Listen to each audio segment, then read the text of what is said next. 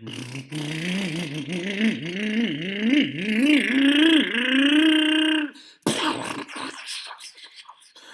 hat!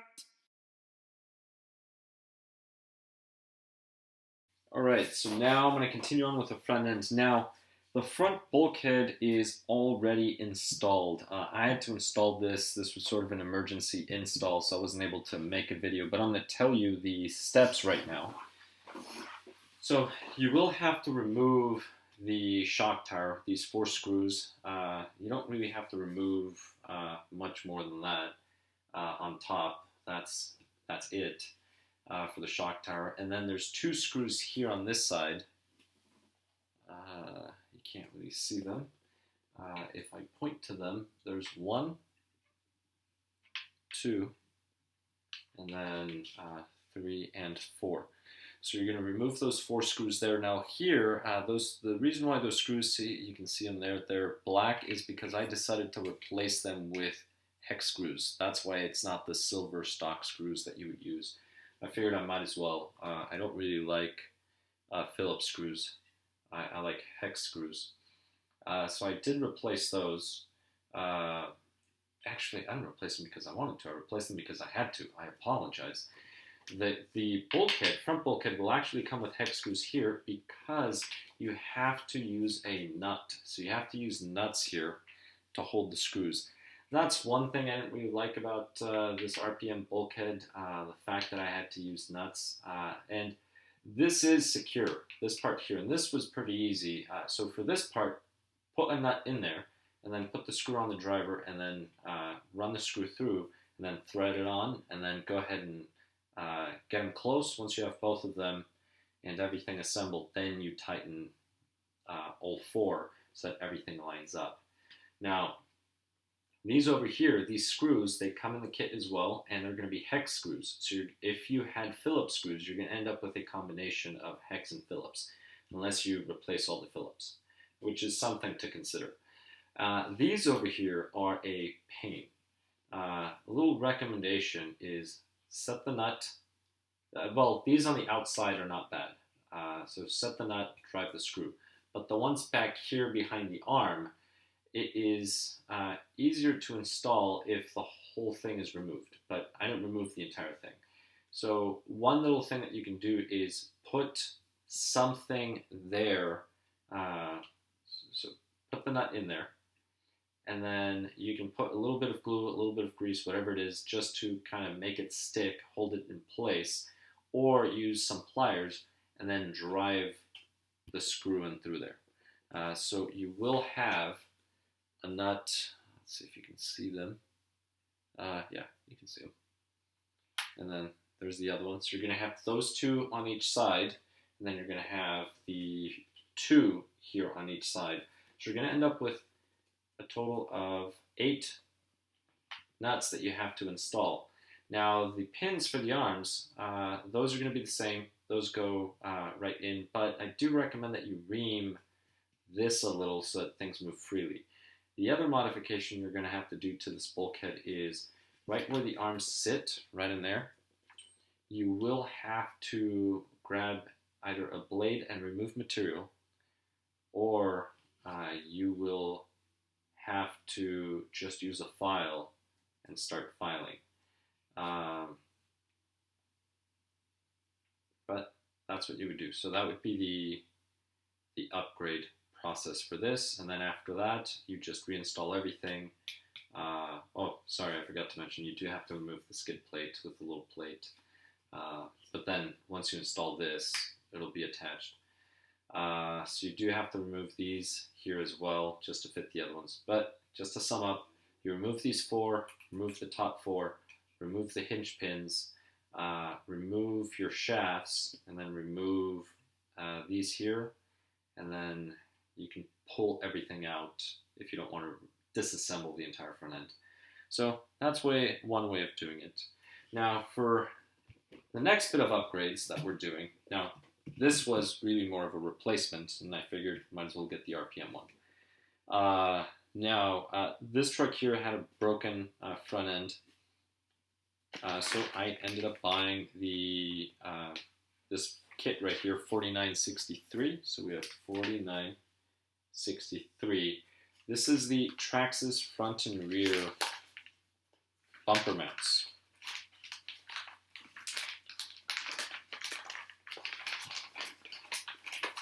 So you're going to get a set of long and a set of shorts. The shorts are the front ones.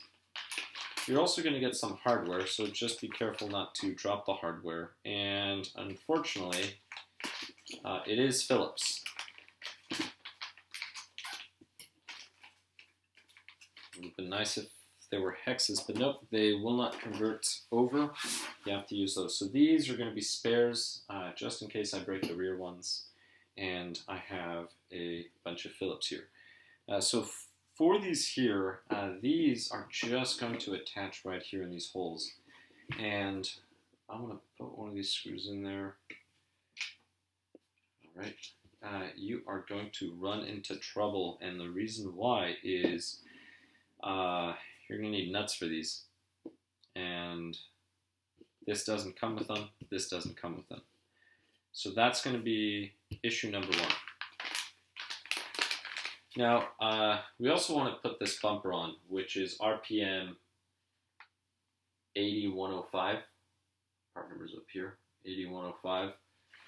This is for the blue one. They do make a black one. I decided to go with a blue one just because that's what they had. That's really it. It doesn't really matter. But I guess that the front end will now be somewhat blue and the rear end will be black, so that should make it easy to tell apart, maybe, hopefully. But let's see, it does come with some stickers, some instructions. It appears to be instructions. Let me just double check. They are not instructions. It gives you part numbers for rear bumpers and front bumpers, and I'm sure it's the colors or why it has different part numbers. And then you have a note, rear bumper installation, front bumper installation. So it is instructions, but there's no pictures. You have to go through and read them. And you get some stickers. We'll set those off to the side, and we'll see if this hardware will fit without any additional hardware. And let's see, here we go. All right, so we get 4 screws, and these are hexes, which is, I mean, the reason why you probably got the hexes is because it's probably RPM. Now, these here, if you look at them, there is a side to them. So the screw is going to go in here versus the flat side. So this is where the screw goes, right in there. So keep that in mind. The other thing, so this is going to go this way. Oops, wrong screw. This screw. It's the silver ones that came with it. All right, so these screws will go here, and then they will go through these holes here. So I'm just going to set them in just like this for now. Then you do the same thing on the other side. The screws in. And you place this in here. Now, you can't really make a mistake with these, even if you're wondering. So if you look at the shape, this side is higher than this side. This side is lower. But the screws go in one way and one way only. And if you place it on this other side, you will quickly notice that it's way too low. So all you have to do is just flip it around. And place it again, and I'll show you in the camera. Oops, that one did not go in where it was supposed to. Right. There we go. So it should look something like that. Versus if you flip them, it will be down here instead of up there. And then you're going to run into trouble installing this bumper.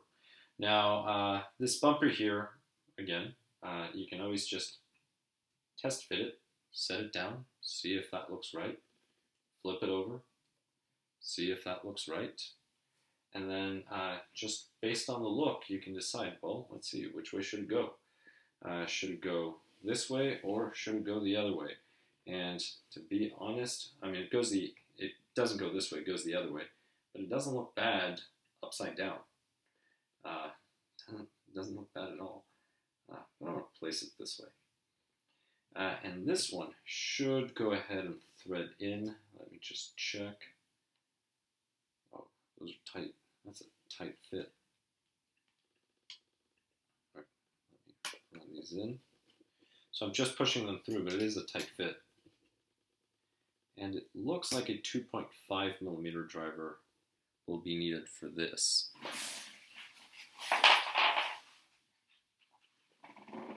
This one over here, I'm going to have to thread in initially. So I'm just going to place the driver in there. And I'm just pushing the screws through.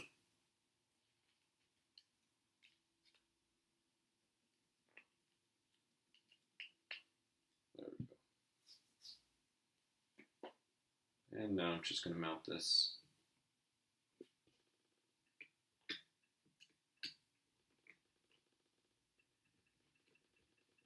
This doesn't really...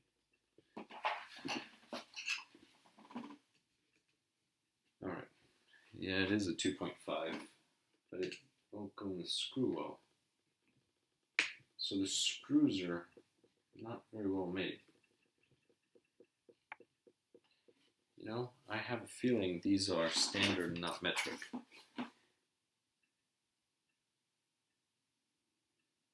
Oh, great.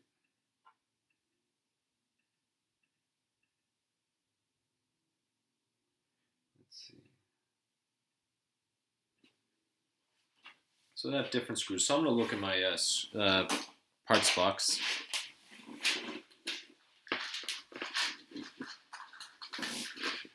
And I'm going to go ahead and remove this. Yeah, the screw head's just a little too small. All right. Well, let's go ahead and get these out.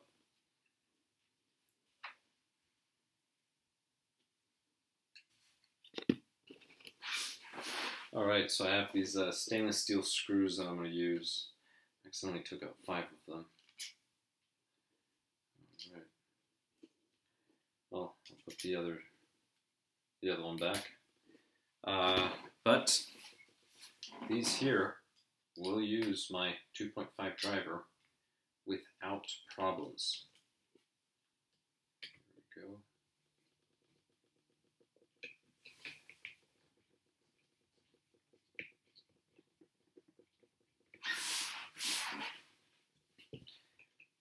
So at this point I'm just driving one in on one side, and then the same height I'm driving the second one. So I did top left, now I'm doing top right. Now this is top left on the truck, and now I'm doing top right on the truck.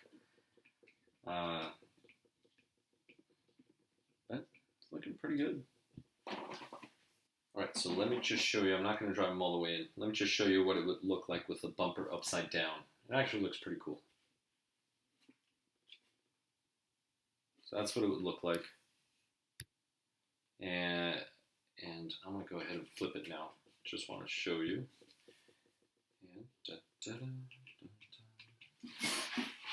And I'll go ahead and flip it and show you how it looks upright. I just want to leave it this way. The only thing is, I don't have the body here, and I'm not sure if that would hit the body.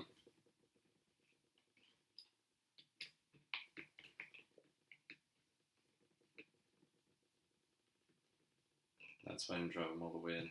Alright, here we go. Alright, so now let me go ahead and place these. And I'll show you how it looks this way.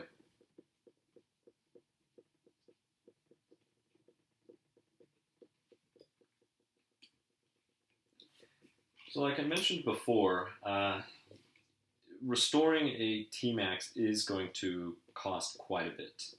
And if you just wanted a running vehicle, you don't need to do all of these upgrades. But if you want a complete running vehicle, you will have to buy all the parts. So you have to total how much you're going to spend, especially if you have to replace the shocks, because that's going to be one of the more expensive parts. If you have to replace the engine, to be honest, don't bother. Just buy a new one. And the reason why is if you buy the 2.3, sorry, the 3.3 engine, I used to think it was less expensive, just like $100 something. Turns out it's over $200. So for over $200, I mean $500 will get you a Tmaxx 3.3. So just buy a new one. Don't bother buying the used one because let's just say the engine's 230, right? So 280 will get you a new truck. That's the reason why. But if you get one with, say, a new engine for a good price, then it might be worth it because the parts that you're going to start investing money, even if you end up spending more than that $500, it will be upgraded parts, which are probably better than the stock parts, especially the shocks, which I will show you shortly what we're going to do with shocks. Now, before finishing this up, as I mentioned, these here, you're going to need a nut to go in there, and you probably want longer screws than what comes in the kit. Now, if you had your Tmaxx, you already have the hardware for these little components here. So you could just remove it. Actually, no. The original ones didn't have nuts either. It's only RPM. So with RPM, that's going to be the problem. The problem is you will be needing nuts for the screws. Right now, they're going to stay on there because the bumper's kind of helping them stay in place. But after this is run, you hit things, those screws are going to start backing out. So definitely do get some longer screws and some nuts. But other than that, this is what it looks like with the bulkhead installed and the bumper. Finally has a front bumper. I got it without one, but it's looking pretty good. Right, so it's time to replace the front shocks. The front shocks are the better shocks. The rears are gone. I think there's 3 bent rear shocks. The front ones, I believe, 3 of them are fine. One of them may have had a rusted shaft. So that is something that I'm going to look into. But one of the things that you will be replacing on these are these screws. You will not be using the top screws. You can reuse the bottoms, just not the tops. And the reason why is the tops have that little bell, I forget what that's called. And you will not be needing it because the new ones have that little bushing in there. Looks like a little barrel. So you just remove the screws, make sure you use the new hardware, and on these we will be installing. Now keep in mind, you can buy the GTRs for the Tmaxx that come with the same design. Really, they're just aluminum body. I don't really like them. But these are just like the rear slash shocks. So we're just going to use the XXL long GTR shocks. That's all we're going to do. Remember, the flat face goes into the plastic, the screw goes on the other side, and these do come with new hardware. So each shock does come with new screws, but we're just going to replace the top screws. The bottom we can reuse the existing ones, although this would probably be the time to replace them if you did not want them. Now, on this here, I will be installing the shocks on the top outer, mainly because I don't expect I'm going to be running this in medium to high traction surfaces. Well, medium. No, it's going to be low. Usually low. Dirt, grass. Here we go. So that's one of the GTRs. That all the way. Alright, there it is. The top. And I will be reusing the bottom. No, I'm not. Let's go hexes.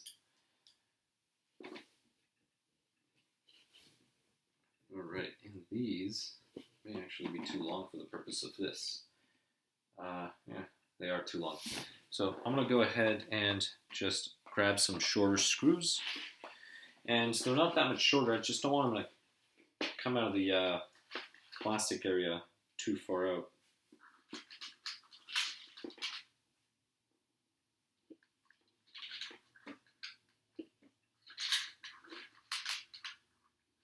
Right, I'm going to need 4 for the bottoms and the fronts.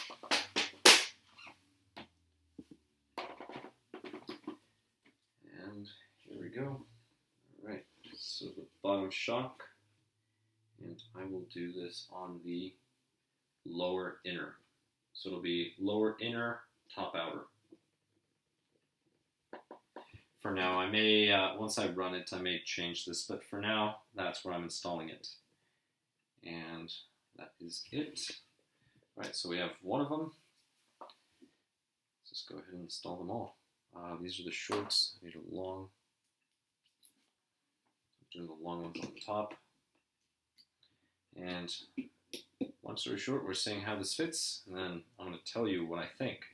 Is this a good replacement or a bad idea? But we'll see. Now, I have run these shocks in slashes all over, 2-wheel drive and 4-wheel drive. Slash Ultimate, the 4-wheel drive Ultimate, comes with them stock, and they're great. 2-wheel drive slashes, these are the shocks that you want to get.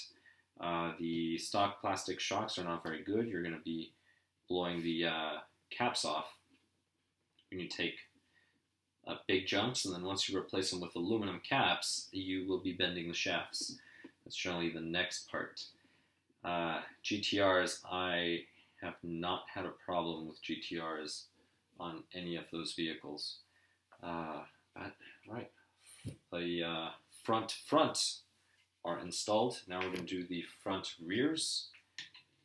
So front rears, it's easier if you compress the arm a little, so that rod is out of the way.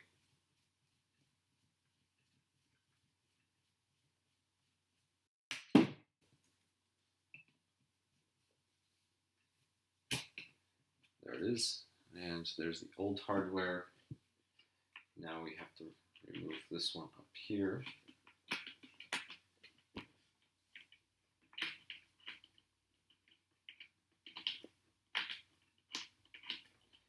And a lot of stuff does get in the way. Just be careful not to break anything with the driver.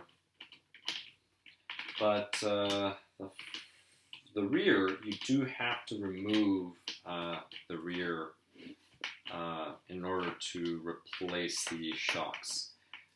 Here, you can just struggle a little. There's another Phillips screwdriver, and I mean, some of you are familiar with it. They look like these little Z's, I'm going to call, and you use them for tight spaces. That's something else that you could do here, but since you have to remove it, lift, and then place it again, it may take longer. To be honest, sometimes when you're doing builds, or you're installing things, replacing parts, sometimes it's easier and faster to disassemble a good portion of the vehicle than it is to just struggle and battle to try to get something to work in a tight space. Now I said top, so out. Here we go.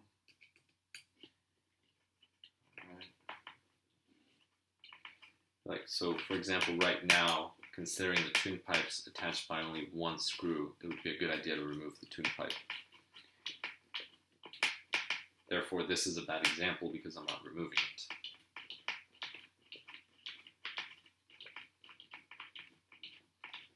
But I'm almost finished as far as I'm concerned, so I'm good. Well, on this part, on this little section, it's a good idea to remove this just for that screw. But at that point, once I was putting that screw in, it was already too late. There was no point. Alright, good. So I'm going to go inner on this one. And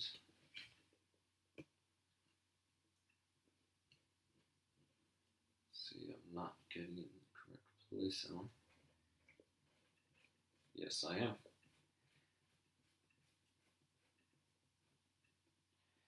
All right.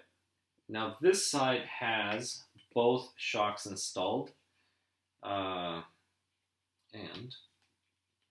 let's see, I'm actually running into a slight problem here. All right, with the spring and the arm. So these are, there we go. These are much wider. So when the suspension is decompressed completely, this does rub lightly on it, but it's not a big deal. Over here as well, it rubs lightly. So really, that is the position to go. What I'm wondering is if I should go with lighter springs. I guess I'll have to try it out. I'm thinking these springs might be a little too much. So maybe I'll put these in the rear, and then I have these are orange. I do have a set of pinks. Maybe I'll put the pink ones. Again, I'm just going to install everything, show you how everything articulates, and the springs, I believe there's no tension. Let me see. Oh, there was some. Alright, so right now I'm removing. Yeah, they were under compression. I believe I said tension, so they were under compression. Right, so that's when they start coming loose a little. Well, that's what I'll do. We'll just decompress them.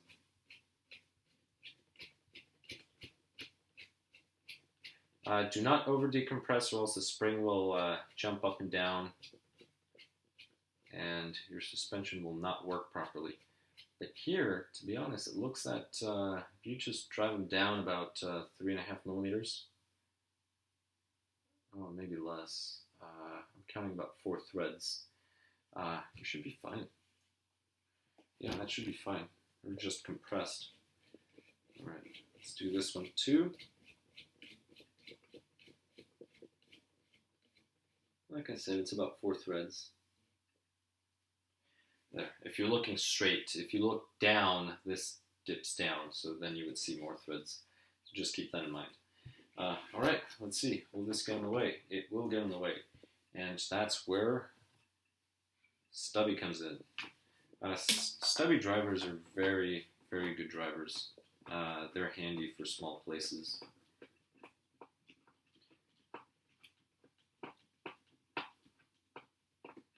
Just wish this was thinner, but I mean, I know the purpose for this is so you can grip it better.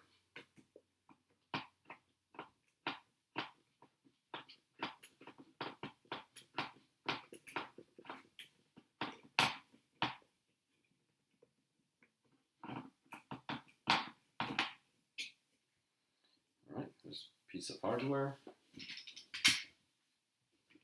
and now we just need this one here.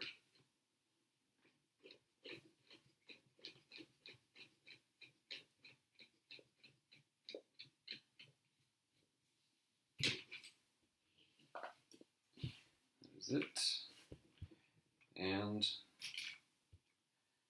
old shock is out. Let's see. And we want the new one in, so long goes on top. It will seat on the outer portion.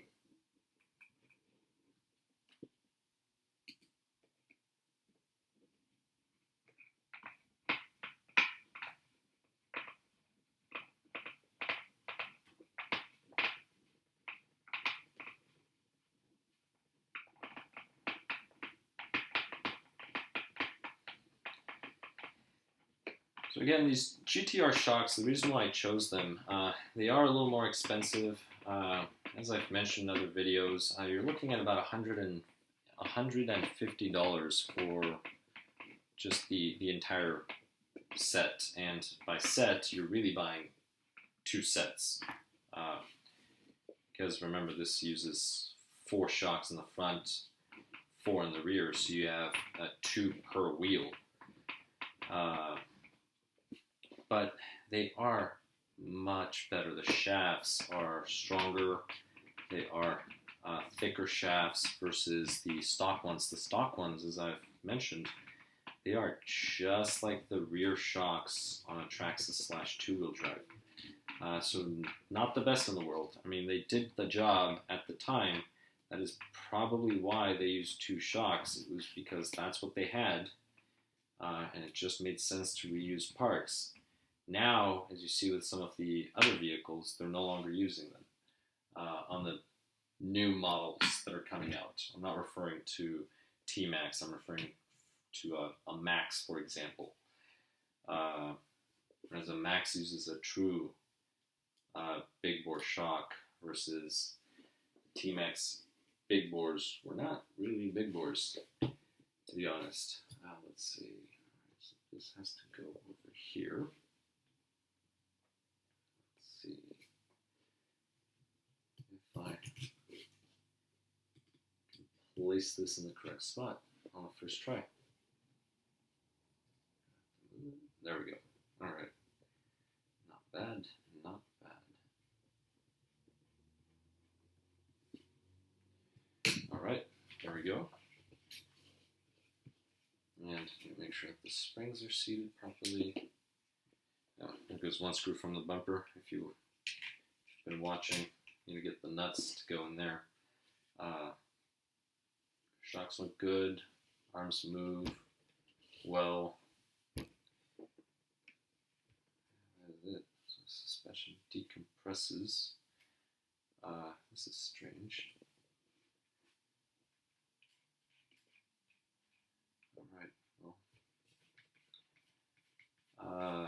I'm going to have to check the springs. I think they gave me the wrong springs. They were opened. These might be the shorts instead of the longs.